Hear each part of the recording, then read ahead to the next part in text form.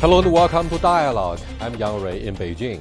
From the deadliest heat wave in India and the frequent thunderstorms in southern China to the severe drought in northern Brazil, the extreme weather is affecting the lives of hundreds of millions of people. What's the cause of these recent global weather patterns? And what can we human beings do to reduce the damage? Or could we even prevent them from happening at all? Here in the Beijing studio, I'm joined by Yang Fuqiang from the Natural Resources Defense Council and Wu Changhua, China Director of the Climate Group. And we shall also cross over to Professor M.D. Nalapat from Manipur University in India. But before we get started, let's look at this. Roads melting under the intense sun. More than 2,200 dead in one of the country's worst ever heat waves. Most of the deaths have occurred in Andhra Pradesh and neighbouring Telangana, where temperatures have soared to as high as 47 degrees. Indian authorities have issued safety advice, advising people to stay out of the sun, cover their heads and drink lots of water. But for tens of thousands of Indian labourers, getting some shade simply isn't an option. We can't bear the heat even if we just stand and do nothing. We know the government has been warning against going outside, but we need food. How are we supposed to get it if we stop working? The monsoon rains are expected to cool the Indian plains, but possibly due to global warming, this year's monsoon season is delayed. On the other hand, the extreme rainfall is continuing unabated in southern China. Heavy rain has disrupted traffic, caused flooding, affected thousands of local people and brought direct economic losses. The US National Oceanic Atmospheric Administration says the El Niño weather phenomenon that has arrived this year could be a strong or super one, which could cause extreme weather globally. Although there are many factors that contribute to climate change, more and more believe that human activities are the main cause in the past 50 years. Efforts to slow down the changes carry on unceasingly. The International Climate Agreement, including limiting global warming to below 2 degrees Celsius, and a global carbon budget are expected to be agreed in Paris this coming December, in order to provide the world with a chance of avoiding dangerous climate change. Many scientists believe a shared global vision, strong national commitments and global cooperation on technology pathways could lead to significant improvements. Now, Madam Wu and Mr. Yang, what is the reason that led to the killing of 2,300 people in India? I mean, what's the reason behind the super hot weather there? I think the very intense heat wave definitely is the cause of the deaths in India, which is really unfortunate.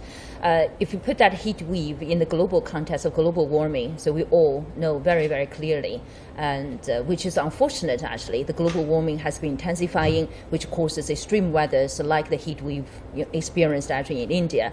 And Indian case is just one of the many cases that we are witnessing today.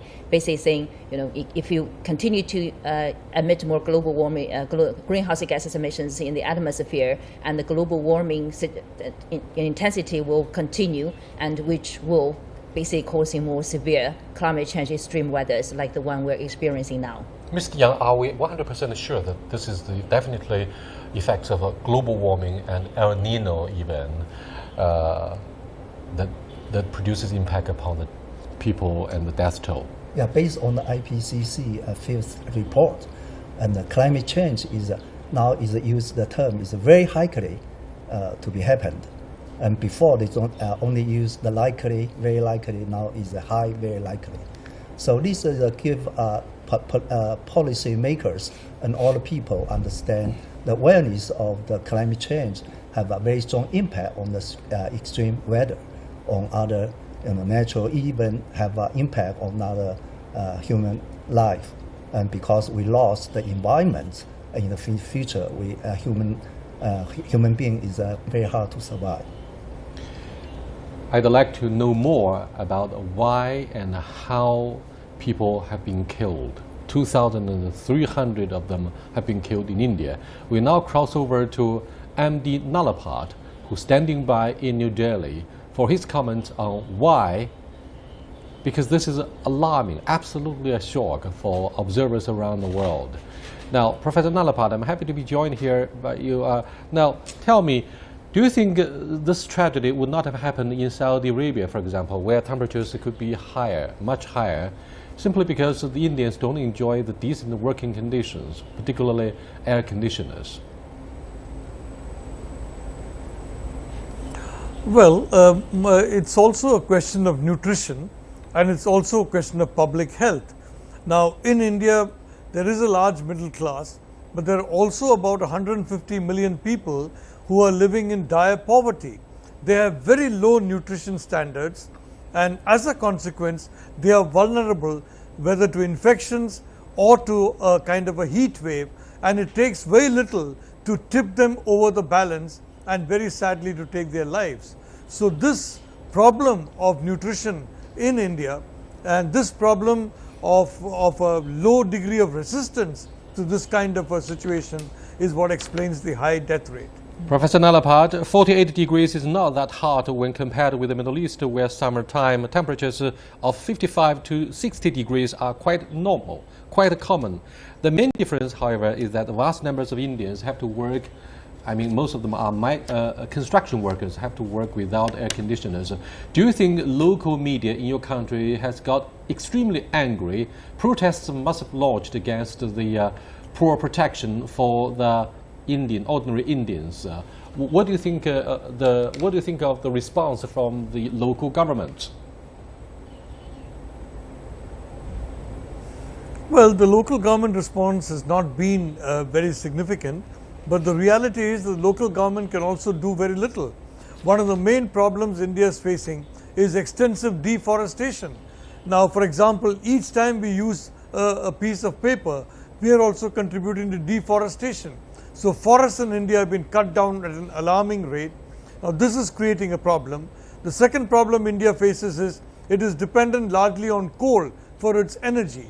For at least the next 15 or 20 years, India is going to be heavily dependent on coal for its energy requirements. So these are multiple problems which do not admit of a simple solution. And a third devastating factor that may have contributed to the rise in temperature is the overpopulation in your country. Do you think your government is considering proactively a family planning policy like what we did here in China? Well, I don't think that's going to happen in India for a simple reason that there was a family planning policy in 1976, and that was a kind of a compulsory policy, and that created so much of anger among the population that no government after that has gone in for this kind of a compulsory policy. The good news is that as education improves, people themselves voluntarily go in for smaller families. So in large parts of India, because education is improved, the family size is becoming smaller and the birth rate is falling. It's very interesting to note the birth rate is highest in the poorest parts of India. The birth rate is highest in the most uneducated parts of India.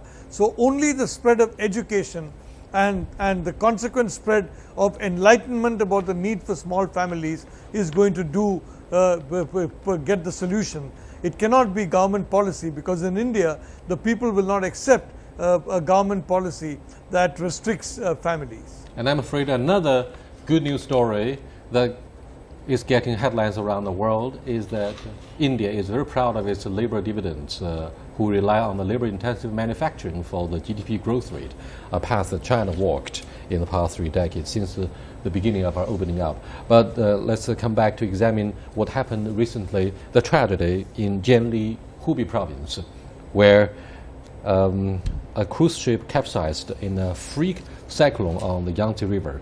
Was this due to the same bad weather problems? Changhua?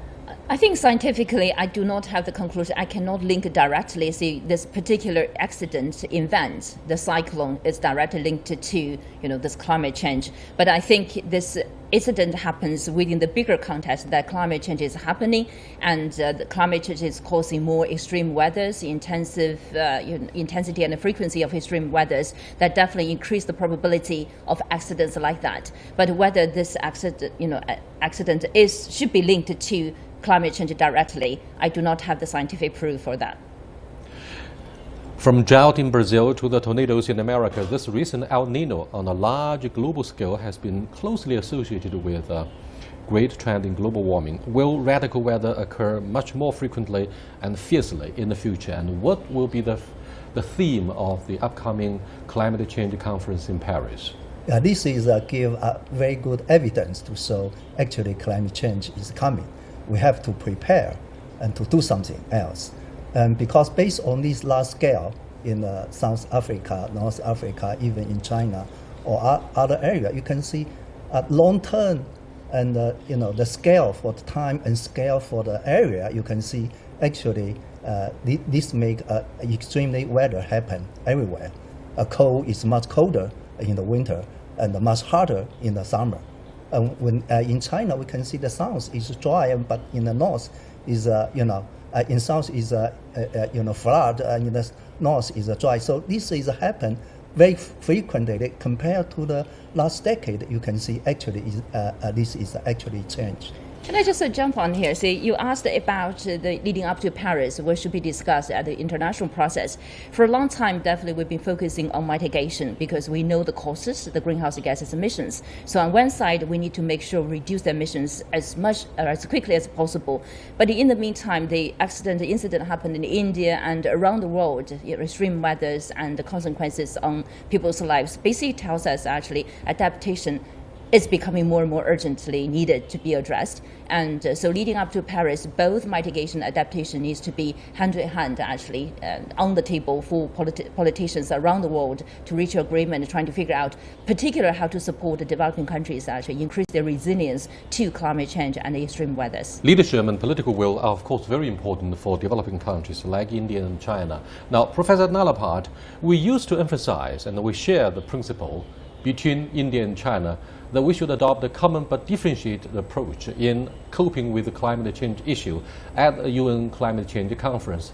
Today, given the sense of a growing urgency, if you look at the rising death toll of either the heat waves in India or the tragedy about the capsizing of the boat in Jianli, Hubei province, do you think we're going to change the tone? We're going to share more of the concerns of developed countries upon whom we put the blames for the cumulative depletion of the ozone layer. We used to do that. We used to protest. But today, do you think we're going to change this position somehow? See, the fact is that social stability depends on economic progress. Economic progress depends on jobs, and jobs depend on manufacturing and service industry growing. All this requires energy, and for the foreseeable future, we are not going to have non-conventional energy sources that are economical enough or large enough to accommodate the growing energy needs of 2.6 billion people, which is the combined population of India and China. So the reality situation is, it would not be fair to expect India and China to tell their poor people to remain poor, and to remain poor for two or three generations while the technologies change. The reality is the people are not going to be satisfied with that kind of a situation. They want to improve their lives, and for that there has to be a change in the energy mix. So the reality is developed and developing countries are different.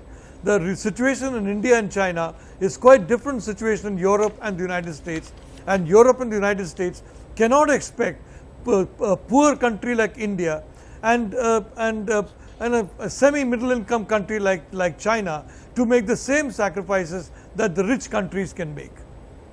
Changhua, every decade there is an average rise of 0.23 degrees centigrade temperature in China. Now, do you think if this situation continues to get worse, mega cities like Shanghai and Guangzhou will be below the level of the ocean? Temperature rise is definitely going to happen. So it's not like if, it's already happening, it will continue to be so. According to scientific research, basically say, even though we agreed back in Copenhagen, say leading up to the end of the century, hopefully the global average temperature will not rise more than 2 degrees. It's a political consensus. But today we're pretty much on the track towards 4 degrees.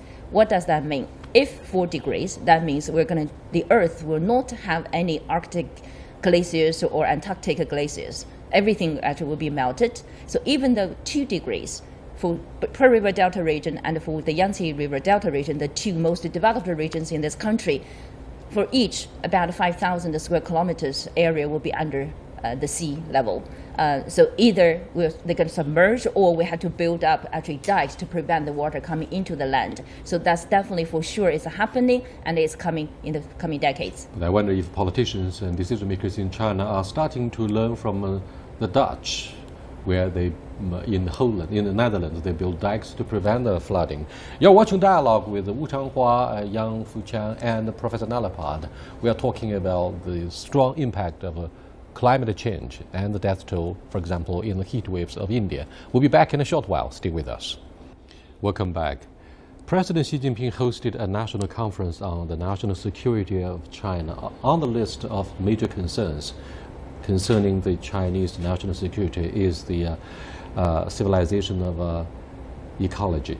Ecological changes threaten to damage the livelihoods of the ordinary folks in urban areas. We are proud of the rapid pace of urbanization. However, it seems we are doing this at the cost of the environment. Now, each paper we use is a side effect and side product of deforestation, as Professor Nalapat said in the first half of the program. Now, let's look at the issue of climate resilience or city resilience. Are we prepared to usher in the ugly era of climate change? I think the facts in India, in many parts of the world, including China, basically is telling us we're not ready, we're not very prepared. So the term we call it resilience, basically saying people or city or a country's resilience to the changes of climate. So what do we? That's reflected in many ways. For instance, at an urban level, and a few years ago, the accident, the flood, actually big rainfall in Beijing, caused dozens of people dead. And why? Because we didn't really have enough sewage, actually discharging capacity, drainage capacity in our infrastructure system. And that's a story telling us actually even capital city like Beijing, which is already mega city, huge mega city already, even does not have the level of resilience to respond to the changes happening. So if you look at the infrastructure, energy, power plants, wind farms, solar farms, if they are not built at regions that's sort of a little bit far away to the climate change hotspots, and it's very risky for them to be damaged when extreme weather happens. And also people's resilience, and we talked about health impact, why there were so many death tolls actually in India, because people were undernourished, and so nutrition level, they're very poor. So when extreme weathers like the heat waves hit them, they cannot really survive, basically. So overall, the resilience becomes a very important indicator to assess countries, regions, cities, and people's capability in terms of responding to the changes. Overall, globally, particularly for poor countries, we're not ready for that. Is China a poor country? Not yet. I think now improved a lot. We understanding now is a 53 population live in the urban area, and now we have more than 600 cities. In the next decades, we have several hundred a new city will come in. How many megacities does China have? A megacity based on the definition. If based on the Western country, now we have a dozen of the city.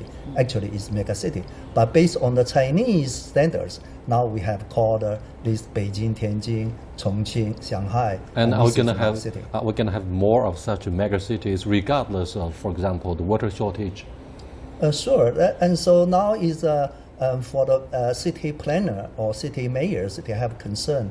Is they call the principle is use the water constraint to determine how population will live in these cities. So this is quite important. This is a very challenge.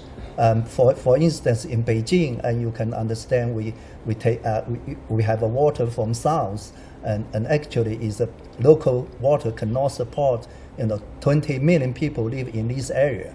So this is a big challenge. And also in the middle of the China also have this water, particularly for the northern China. And do you think we're going to have a food shortage because of the droughts and excessive rainfalls, namely flooding in the south and droughts in the north? These two negative factors combine to contribute to a decline in the food output. Of course, and based on the scientific study, and if we have no enough water supply, and because the glacier melting, and water is become a more scarcity, and so in this case, this definitely have an impact on our agricultural yield. So based on the study, by 2050, maybe 20 to 25% of total production will be reduced. And also in that country. water pollution and the poor efficiency of water use could also contribute to the decline of our food security. But there is the other side, though. I mean, like overall, the trend, if the consumers are not fully aware of the water challenges, we're going to be in trouble, definitely. But then there is a little bit positive side, it's technology. Mm-hmm. So we do not necessarily need to plant our food actually in large arable land. Rather, you have greenhouses, you have facility agriculture. If you visit Israel, you will be impressed, giving, more encouraged, basically saying, yes, there are certain level solutions if you deploy more advanced technologies to help solve the food security reasons there. So yes, overall, it's challenging and it's going to affect water security, food security, and the many security issues around us, threatening our resilience and surviving capability. But on the other hand, actually, you start to have technologies that will support that process. Thank you for this blessing. It's timely because fortunately, technological know-how could outpace the decline of the environmental conditions. Professor Nalapat, do you think India could draw lessons from China? Well, China has done a very good job in both in economic growth as well as in trying to combat emissions. Beijing, for example, has changed for the better over the years. It's of course become bigger. So from that sense, people there may not realize, but the reality is it has changed for the better. Now, China is leading the world almost in solar power and in alternative energies. And I agree that we need to tap energies that can do alternative energies. We need to, for example, go in for desalinization of water so that the ocean water is fit to drink and fit to use. But again, I would like to say lifestyle is also important. One clear fact is the fact that livestock and a meat diet heavily contributes to global warming and to carbon emissions. So I would like to say in India, many people favor a vegetarian diet. Globally, vegetarians are becoming more popular. The reality is a vegetarian diet is much better for reducing emission than a very heavy, meat-heavy diet.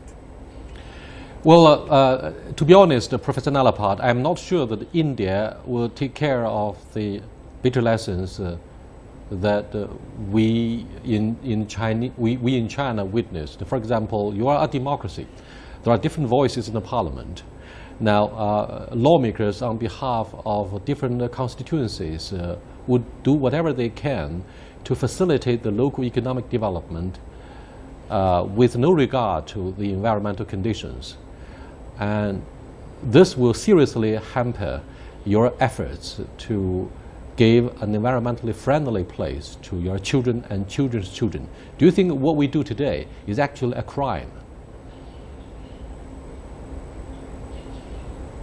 Well, there's no doubt that first of all, both India and China are paying for the crimes of others.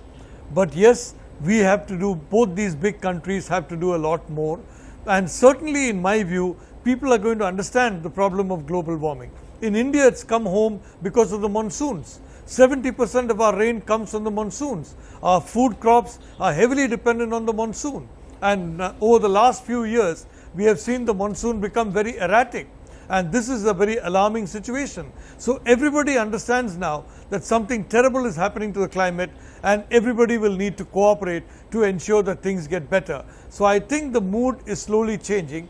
I agree it is not changing fast enough, but certainly the realization there's strong action has to be taken, as your discussant said, on adaptation, on mitigation, on reducing carbon emissions. I think this mood is definitely growing. Thank you very much, Professor Nalapat. Now, Changhua, the torrential rains in southern China have flooded many Chinese cities, such as Shenzhen and Nanjing. These two giant cities have built lots of skyscrapers that change the skylines for the outlook itself.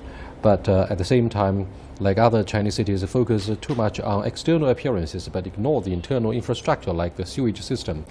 Do you think we're going to build a sense of accountability for local government officials to really take a second look at the basic infrastructure to ensure that no more death would occur, like in the extreme case of a rainfall that deprived the lives of a dozen or so, right, in Beijing?